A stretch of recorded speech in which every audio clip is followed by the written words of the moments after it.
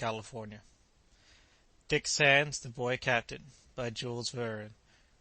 Translated by Ellen E. Frewer. Part the Second, Chapter 11. A Bowl of Punch. The afternoon was passing away, and it was now 4 o'clock when the sound of drums, cymbals, and a variety of native instruments was heard at the end of the main thoroughfare. The market was still going on with the same animation as before. Half a day's screeching and fighting seemed neither to have wearied the voices nor broken the limbs of the demoniacal traffickers. There was a considerable number of slaves still to be disposed of, and the dealers were haggling over the remaining lots with an excitement of which a sudden panic on the London Stock Exchange could give a very inadequate conception. But the discordant concert which suddenly broke upon the ear was the signal for business to be at once suspended. The crowd might cease its uproar and recover its breath. The king of Kazonde, Moene Lunga, was about to honor the Lakoni with his visit. Attended by a large retinue of wives, officers, soldiers, and slaves, the monarch was conveyed to the middle of the market-place in an old palanquin, from which he was obliged to have 5 or 6 people to help him to descend. Alves and the other traders advanced to meet him with the most exaggerated gestures of reverence, all of which he received as his rightful homage. He was a man of 50 years of age, but might easily have passed for 80. He looked like an old, decrepit monkey. On his head was a kind of tiara, adorned with leopard's claws dyed red and tufts of greyish-white hair. This was the usual crown of the sovereigns of Kazonde. From his waist hung 2 skirts of kudu hide, stiff as blacksmith's aprons, and embroidered with pearls. The tattooings on his breast were so numerous that his pedigree, which they declared, might seem to reach back to time immemorial. His wrists and arms were encased in copper bracelets, thickly encrusted with beads. He wore a pair of top boots, a present from Alves some 20 years ago. In his left hand he carried a great stick surmounted by a silver knob. In his right a fly-flapper with a handle studded with pearls. Over his head was carried an old umbrella with as many patches as a harlequin's coat, while from his neck hung Cousin Benedict's magnifying glass, and on his nose were the spectacles which had been stolen from Bat's pocket. Such was the appearance of the potentate beneath whose sway the country trembled for 100 miles around. By virtue of his sovereignty, Moene Lunga claimed to be of celestial origin, and any subject who should have the audacity to raise a question on this point would have been dispatched forthwith to another world.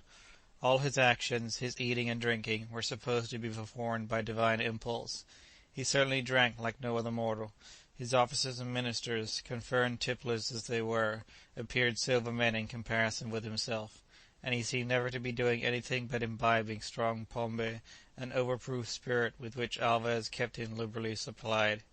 In his harem, Moene Lunga had wives of all ages, from 40 to 14, most of whom accompanied him on his visit to the Lakoni. Moena, the chief wife, who was called the queen, was the eldest of them all, and like the rest was of royal blood. She was a vixenish-looking woman, very gaily attired. She wore a kind of bright tartan over a skirt of woven grass, embroidered with pearls. Round her throat was a profusion of necklaces, and her hair was mounted up in tiers that toppled high above her head, making her resemble some hideous monster.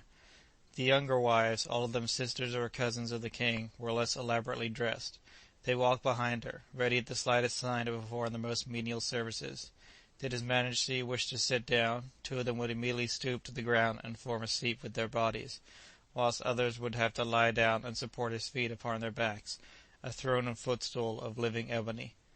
Amidst the staggering, half-tipsy crowd of ministers, officers, and magicians that composed Moene Lunga's suite, there was hardly a man to be seen who had not lost either an eye, an ear, or hand or nose. Death and mutilation were the only 2 punishments practised in Kazonde, and the slightest offence involved the instant amputation of some member of the body. The loss of the ear was considered the severest penalty, as it prevented the possibility of wearing earrings. The governors of districts or kilolos, whether hereditary or appointed for 4 years, were distinguished by red waistcoats and zebra-skin caps. In their hands they brandished long rattans, coated at one extremity with a varnish of magic drugs. The weapons carried by the soldiers consisted of wooden bows adorned with fringes, and provided with a spare bowstring. Knives filed into the shape of serpents' tongues, long, broad lancets, and shields of palm wood, ornamented with arabesques. In the matter of uniform, the royal army had no demands to make upon the royal treasury. Amongst the attendants of the king there was a considerable number of sorcerers and musicians. The sorcerers, or mganga, were practically the physicians of the court.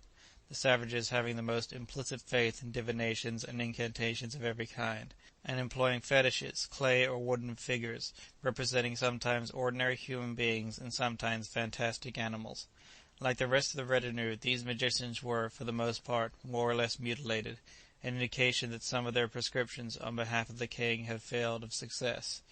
The musicians were of both sexes, some performing on shrill rattles, some on huge drums, whilst others played on instruments called marimbas, a kind of dulcimer made of 2 rows of different-sized gourds, fastened in a frame and struck by sticks with india-rubber balls at the end. To any but native ears the music was perfectly deafening. Several flags and banners were carried in the procession, and amongst these was mixed up a number of long pikes, upon which were stuck the skulls of the various chiefs that Moene Loonga had conquered in battle. As the king was helped out of his palanquin, the acclamations rose higher and higher from every quarter of the market-place. The soldiers attached to the caravans fired off their old guns, though the reports were almost too feeble to be heard above the noisy vociferations of the crowd, and the havildars rubbed their black noses with cinnabar powder, which they carried in bags, and prostrated themselves. Alvez advanced and presented the king with some fresh tobacco, the appeasing herb, as it is called in the native dialect, and certainly Moene Loonga seemed to require some appeasing, as, for some unknown reason, he was in a thoroughly bad temper. Coimbra, Ibn Hamish, and the dealers all came forward to pay their court to the monarch, the Arabs greeting him with the cry of marhaba, or welcome. Others clapped their hands and bowed to the very ground, while some even smeared themselves with mud, in token of their most servile subjection. But Moene Loonga scarcely took notice of any of them. He went staggering along, rolling like a ship upon a stormy sea, and made his way past the crowds of slaves, each of whom, no less than their masters, trembled lest he should think fit to claim them for his own. Negoro, who kept close at Alva's side, did not fail to render his homage along with the rest. Alvez and the king were carrying on a conversation in the native language, if that could be called a conversation, in which Moene Loonga merely jerked out a few monosyllables from his inflamed and swollen lips. He was asking Alvez to replenish his stock of brandy. "We are proud to welcome your majesty at the market of Kazonde," Alvez was saying. "Get me brandy," was all the drunken king's reply. "Will it please your majesty to take part in the business of the Lakoni?" Alvez tried to ask. "Drink!" blurted out the king impatiently. Alvez continued. "My friend Negoro here is anxious to greet your majesty after his long absence." "Drink!" roared the monarch again. "Will the king take pombe or mead?" asked Alvez, at last obliged to take notice of the demand. "Brandy! Give me fire-water!" yelled the king in a fury. "For every drop you shall have."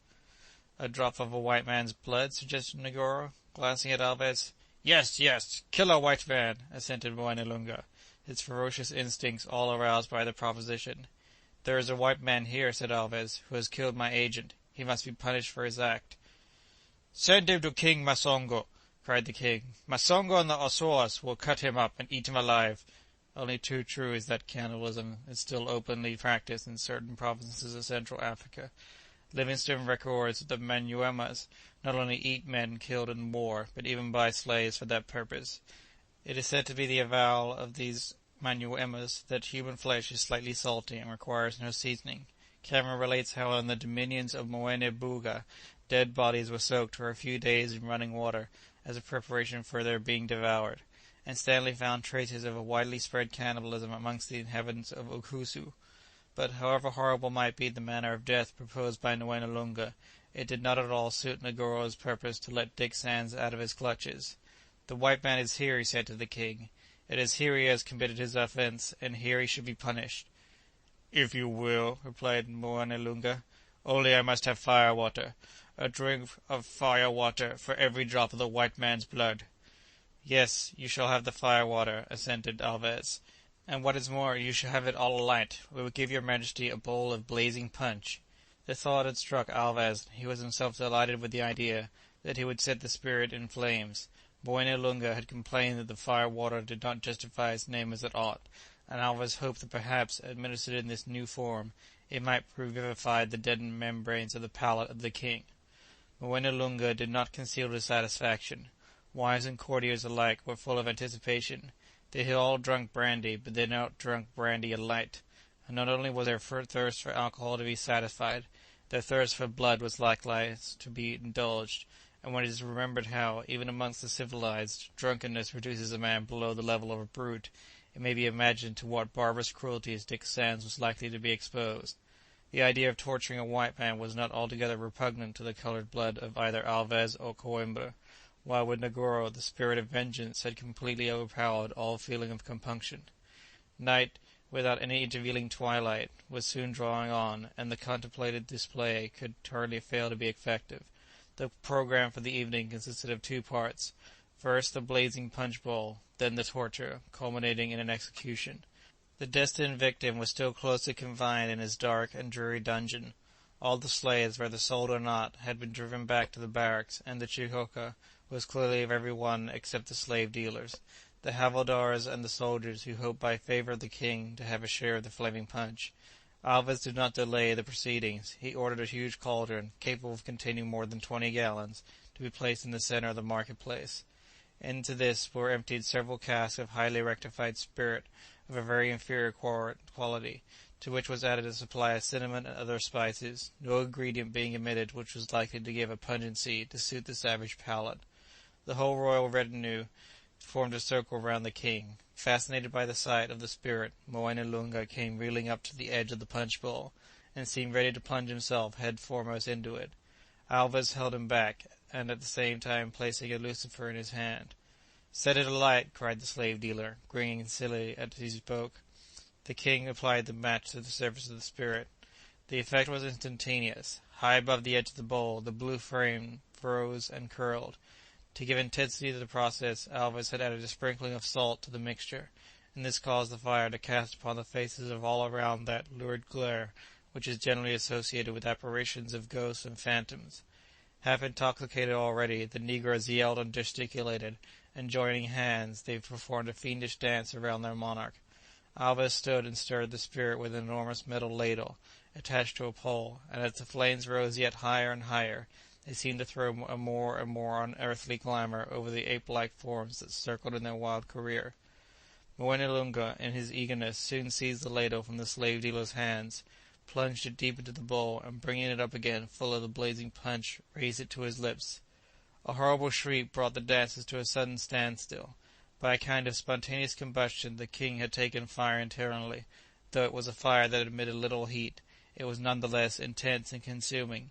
In an instant one of the ministers in attendance rang to the king's attendants, but he, almost as much alcoholized as his master, caught fire as well, and soon both monarch and minister lay writhing on the ground in unutterable agony. Not a soul was able to lend a helping hand. Alvez and Negoro were at a loss of what to do. The courtiers dared not expose themselves to so terrible a fate. The women of all fled in alarm, and Coimbra, awakened to the conviction of the inflammability of his own condition, had rapidly decamped. To say the truth, it was impossible to do anything. Water would have proved unavailing to quench the pale blue flame that hovered over the prostrate forms, every tissue of which was so thoroughly impregnated with spirit, that combustion, though outwardly extinguished, would continue its work internally. In a few minutes life was extinct, but the bodies continued long afterwards to burn, until upon the spot where they had fallen, a few light ashes, some fragments of the spinal column, some fingers and some toes, covered with a thin layer of stinking soot, were all that remained of the king of Kazonde and his ill-fated minister. End of Part the Second, Chapter 11. Recording by Alex C. Talander, Davis, California. www.alexctalander.com